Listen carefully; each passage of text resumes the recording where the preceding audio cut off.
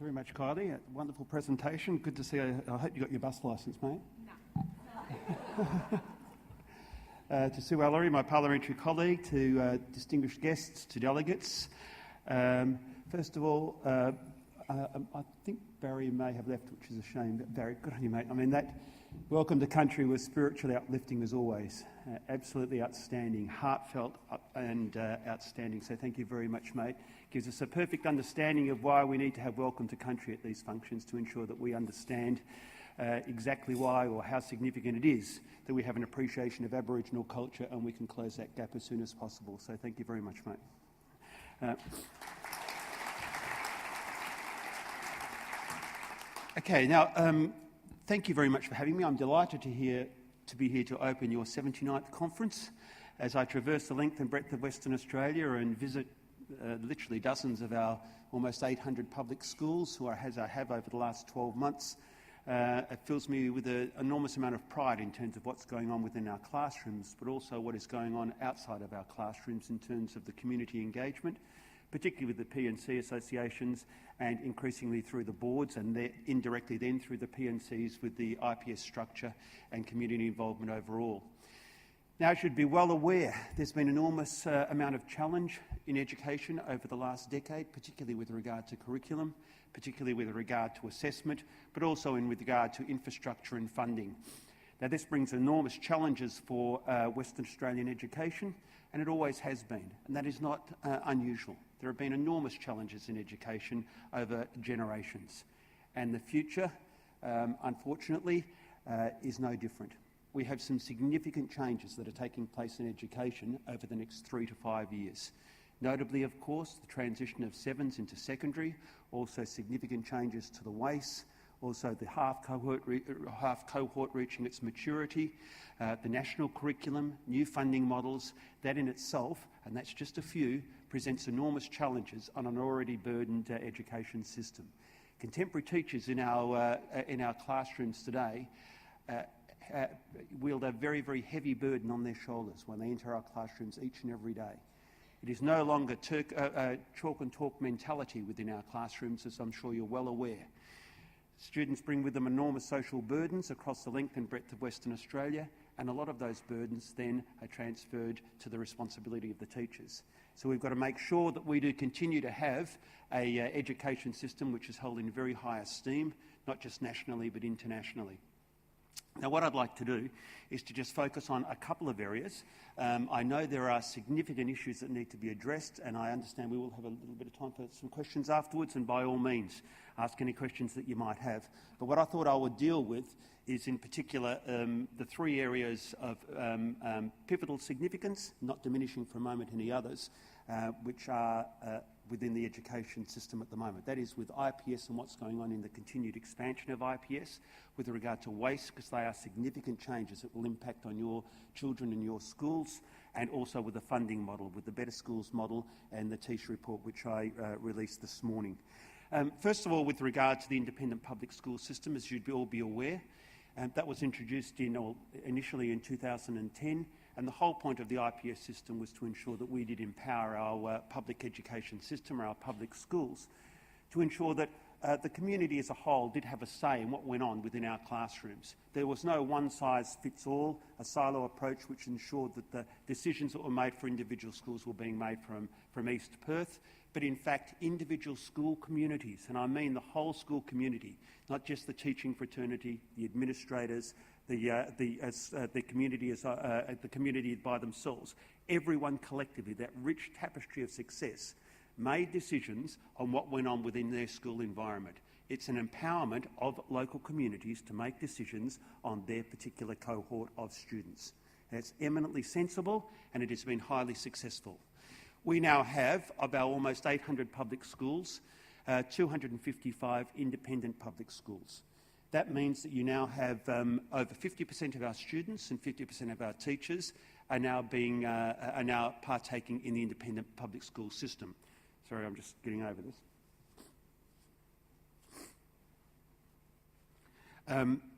Now, as a result of that, of course, we've got to be careful with the independent public school system that we don't develop a two-tiered system of education, when I took over as Education Minister just over 12 months ago, and I think I mentioned this at the last conference, Kylie, that we do get to a situation where you have what would be deemed or perceived as being the haves and the have-nots. Those the independent public schools and the non-independent public schools.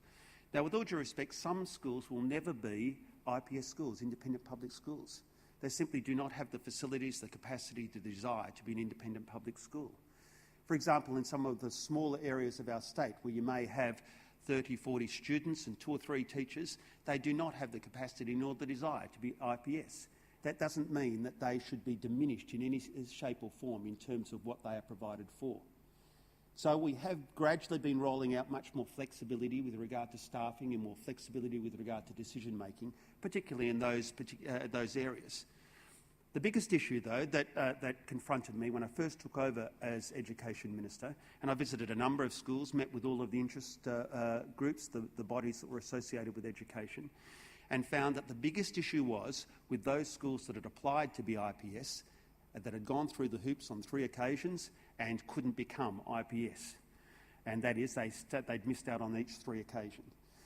So I said, well, essentially what was happening is there was a lot of disillusionment with regard to those schools.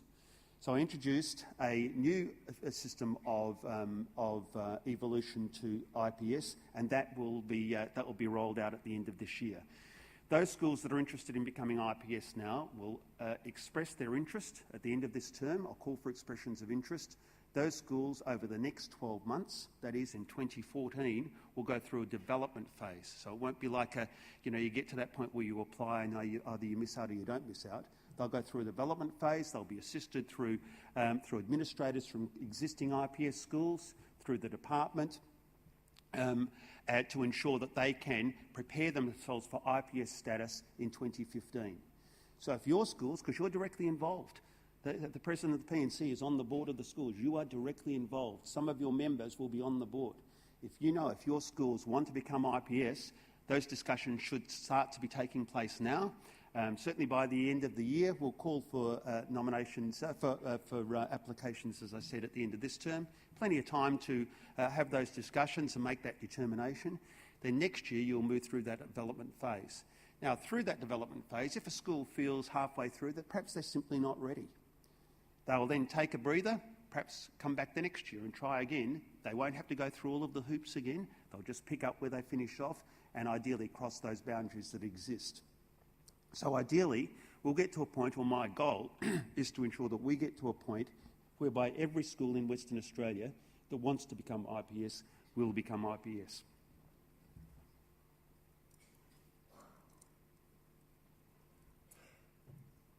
Second issue I'd like to touch on is with regard to waste changes.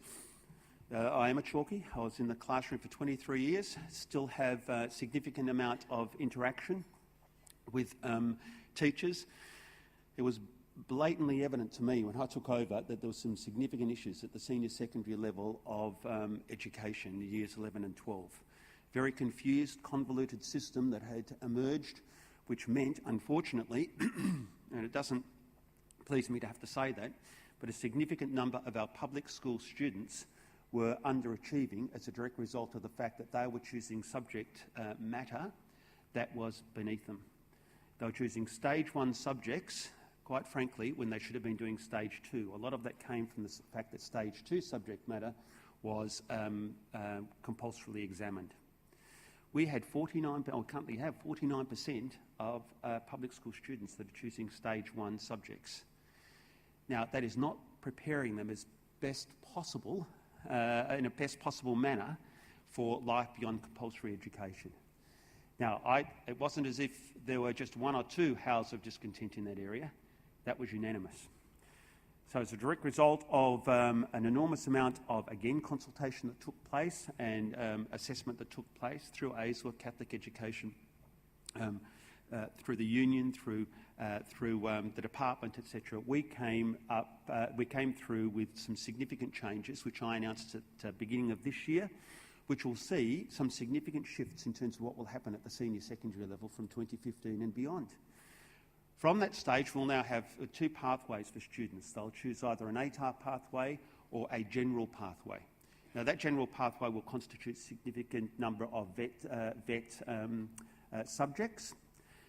The student, if they choose, when they make their subject choices, do not have to go down one particular avenue. They can pick from ATAR or general.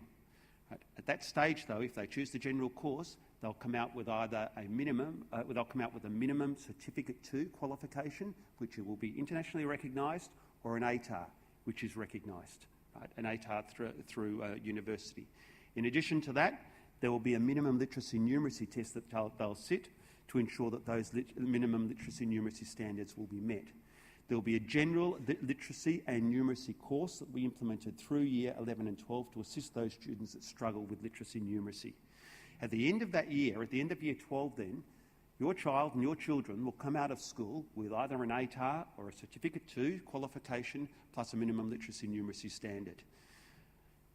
Fundamentally sound, fundamentally logical, and it is very, very easy for students to interpret, for parents to interpret, for teachers to implement. As a direct result of that, we've had comments and inquiries from 4 different states throughout Western Australia that are keen to work with us in ensuring that they can also move down this pathway so that they do provide certainty for students. But I think the days whereby our students are left, and a significant number of our students are leaving school with no qualifications and no pathways. And that, to me, as a former educator and as your minister, is unpalatable. We cannot go down that path and continue to go down that path. Now, the teaching fraternity as a whole have been overwhelmingly supportive of that. In fact, I have not, and I can say this hand on heart, had one teacher say they do not approve of the new changes. What you've got now, as I said, you've got some certainty, you've got some credibility with regard to what's going to occur at the senior secondary level. Now, that will be, as I said, a significant shift and some significant changes also coinciding with the sevens, etc. in 2015, and we are very mindful of that. I can talk underwater, so I've got to be careful.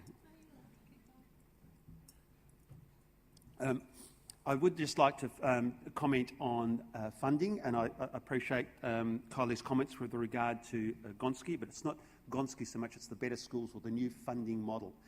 I have no problems talking about this area, I really don't, and can I just, I certainly won't be defensive with it whatsoever, but I will give you a bit of an insight into where we are at the moment and how we got here. The current funding model of the National Partnership concluded at the end of June, and you need a new funding model to take over from that funding model, the current funding model. Now, what actually happened from the federal government, they instituted a review into the funding model, the current national model, and that was done through David Gonski, and he made his recommendations, which were eminently sensible, were very, very good recommendations, you know, that we should target our funding appropriately to that particular cohort with a high Aboriginal population, for example, or a low socioeconomic area, or regionality, or in an area where there is a high migrant intake, etc. Right? That is, you cannot argue with that. I have always agreed with that. The Premier has always agreed with that. There's no issue. Targeted funding is sensible. Now, what we have to do then is to find a model whereby we can actually do that. And we've done that through that initial funding offer that was made to Western Australia. I've got to say, without consultation whatsoever, and that was $186 million from the federal government, which was around $33 million a year. Now, can I say without consultation, and I need to explain this to you. When I took over as Education Minister back in June of last year, I took over the role of Chair of SCSEEC, which is the Ministerial Council meeting for all national ministers. It's not like I got instantaneously elevated to that position. It's a rotational thing. So it was West Australia's turn to take over as Minister, Chair of that body. We met on a number of occasions as a national body, including Peter Garrett, the 6 Ministerial Council ministers and the 2 Territorial Council Education ministers. Never once were we given any opportunity to have input into the funding that was decided at the federal level for this new national partnership. Never once. I spoke to Peter on a number of occasions. I've said this publicly. I've been very, very disappointed in the lack of dialogue that took place between the federal government and the states. My state colleagues reinforce that. Now, that's the basis behind the decision that was made for the funding. Anyway, a lot of water went under the bridge. The previous Prime Minister, to her credit, increased our insulting first offer to $600 million. It's two for one, so we put in the $300 million. The funding in itself then is much more palatable. That is not the issue, and I'd like to emphasise that. The one issue, or the sticking point that currently exists with regard to the funding model, is due to the fact that that new funding model through the Better Schools program is now, it will be in operation through a national statute, through an Act of Parliament. That brings with it strings attached. And that brings with it strings attached with regard to reporting, with regard to planning, with regard to overall governance in our schools. Now, it hasn't been done before in that situation. Normally, new funding models are established through consensus, through national ministerial council meetings. Now, what actually happened with the new Act of Parliament, new Education Act at the federal level, is, as I said, it does make this funding conditional. And you say, well, that's fair cop. You know, that's $600 million over 6 years. And you're saying, yes, but the West Australian government still contributes. At the end of that funding, will still contribute 87% of funding to your schools will come from our government. Right? Now, what will happen as a result of that act is that your schools will then be answerable in terms of accountability to the federal government. Now, again, you can say, well, what's the issue with that? I'll tell you what the issue with that is. Of course, those standards are set through the federal government. The duplication that will involve your schools will be extraordinarily onerous. And I'll tell you this now, that I appreciate the issue with regard to the funding, but in 3 years' time, if that went through and we signed up, the howls of disapproval that would be coming from your schools in terms of the enormous amount of duplication with regard to reporting would be ferocious. Now, it's just a line in the sand at this stage, and I ask you to be patient. I've had discussions with Bill Shorten. The Prime Minister has had discussions with our Premier.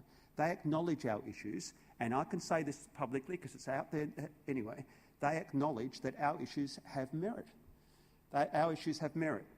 Now, from my side of politics, I've been less than impressed, I've got to say. I've always said that I disagreed with Tony Abbott, etc., with regard to the funding because of the fact that the Gonski recommendations were fundamentally sound. That is not the issue. As of yesterday, I agree. Because now they've come along and they've said, yes, they'll agree with the funding model, but the second part of the agreement yesterday was that they will remove the conditions associated with that funding. That is a very, very significant step forward, as far as I'm concerned. And I would be very, very surprised, I can say I'm just speculating at this stage, I would be very, very surprised if the Prime Minister and the Federal Education Minister don't make similar concessions. Possibly before the election, although from what I've read today that may be announced in the next couple of days, so probably not, but certainly after the election, in terms of more flexibility, in terms of more understanding, in terms of more accepting of the fact that the state governments govern our state schools, and therefore responsibility of that governance remains in their hands.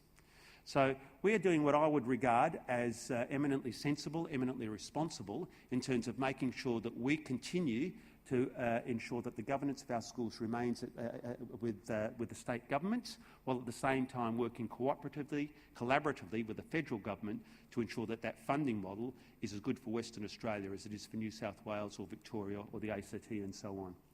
So that's as far as I could talk for a long time on this, Collier, but I think I'll probably pull up stumps there and just say that has just been. I appreciate that that's just touched a few issues with regard to education, and there are a significant number of other issues. What I will say is, as I said, I've visited dozens upon dozens of schools. On virtually every occasion there, Kylie, the President or members of the PNC are always in attendance, which I very much appreciate. If you are aware that I am coming to your school, I would very much appreciate the opportunity to come and meet with you. I am very cognizant of the significant role that you play in your schools in terms of making sure that the special issues of your school environment are met, they are articulated, they're identified to me, to make sure that I can do all that I possibly can to ensure that the West Australian education system remains one of the best in the world. So thank you very much for having me. I'm delighted to be here, and it gives me a great deal of pleasure in officially opening the 79th conference. Thank you.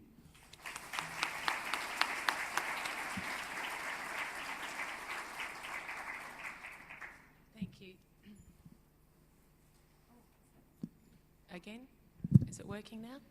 Probably loud enough, I don't need a microphone, but anyway. We have had some previously submitted questions, as is the process for our annual conference, to ensure we've got a bit of order in the room.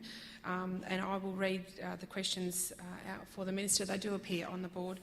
The first one is from Geraldton Senior College with regards to plans for secondary education in Geraldton and the level of funding allocated to John Wilcox. Is it easier for you? No, you've got I've had a brief look, and as I said last time, Collier, it's a new concept for me, having questions on notice. Sure. Previous ministers haven't been quite so informed or willing, that's Peter, right. I have to say. That's right, so. That's fine. Sorry, what are we? It's John so Wilcox? Could you please give an indication of your plans for secondary education in Geraldton as the level of funding for John Wilcox? Yeah, look, John, I'm going up to John Wilcox in a couple of weeks. I will tell you, and I say this quite proudly, since I've been a minister, this will be my 19th visit to Geraldton, so very committed to the Midwest. We did some really good things in training and in energy, I've got to say. But in terms of education, there are some issues with John Wilcox. I'm sure you're familiar with that. That from Geraldton, the Geraldton delegates, it's a good school, but we've got to make sure we get the system right in terms of education. At the moment, what actually happened with education in a number of regional centres in my hometown of Kalgoorlie is they split the school into the 8 to 10 and through 11 and 12. They did pretty much the same in Carnarvon, the same in Geraldton. And so you've got a situation now where you've got to be careful that you are not sort of alienating, for want of a better term, quality education in the middle school for the senior school, or vice versa, that you have the best system for all students, not just one particular area. I think there are some issues with John Wilcox, where the department has been in fairly regular communication with both the school and the community. I have made a commitment to ensure that we get this thing right. I've spent an enormous amount of time over the last month with regard to boarding. There are some Nagel's going to be closing there in 2015, and the boarding facilities will be extended. And it, sorry?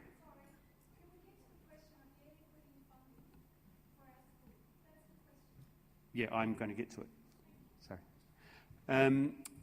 With regard to boarding, we have increased funding significantly, and there will be a new funding area. With regard to the future of John Wilcox, as I said, I'm still not convinced that having the two separate campuses is the best for education in Geraldton. Now, I'm not going to give you an answer today as to whether there will be increased funding for John Wilcox, while the jury is still out as to whether or not those two campuses should be combined.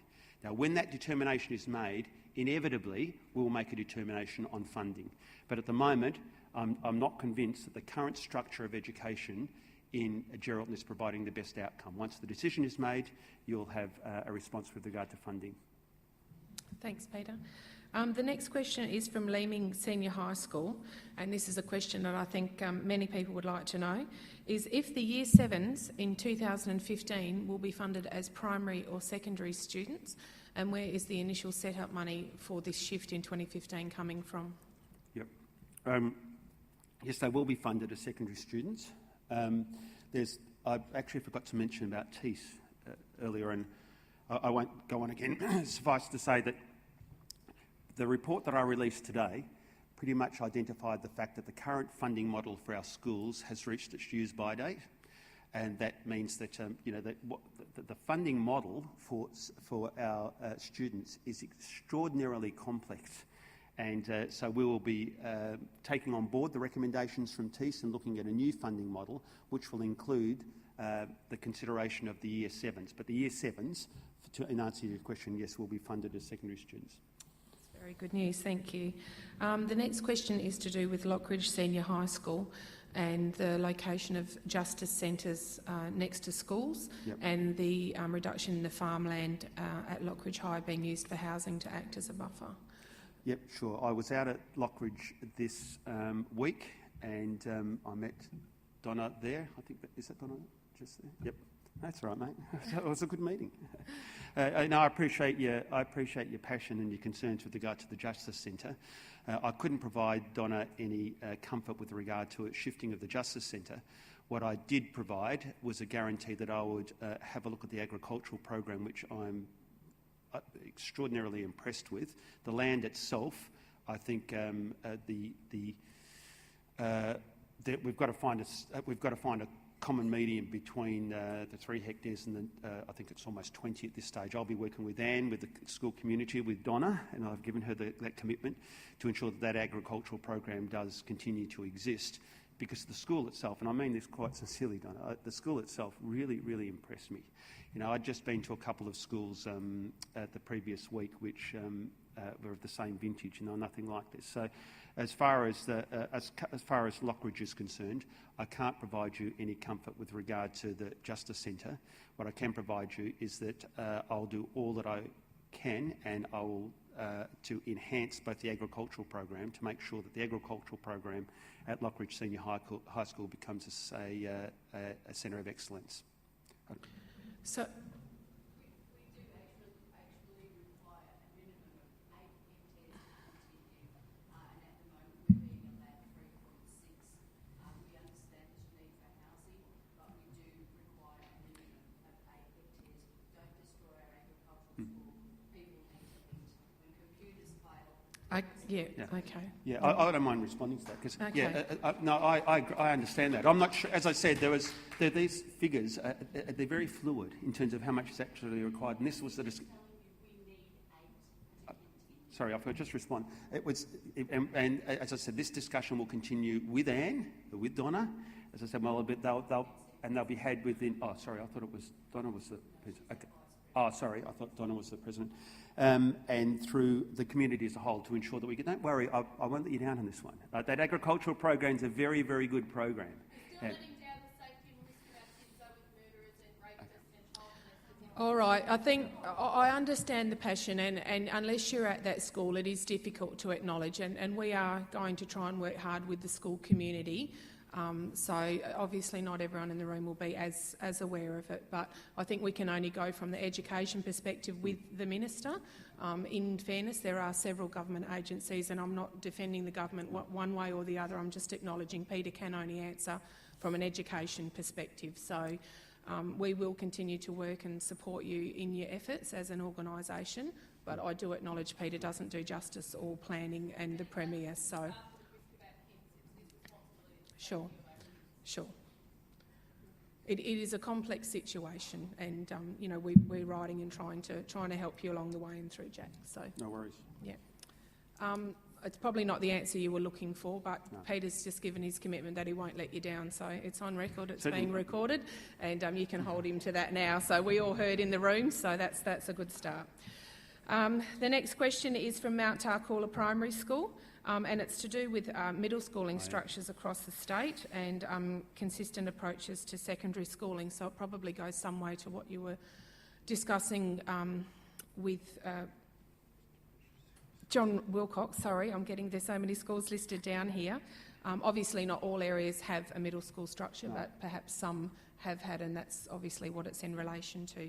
Yeah, it is, and I think I've probably covered it to a large degree. Certainly educational research pretty much shows that the less transition points you have, the better, although that doesn't, you can still have a middle school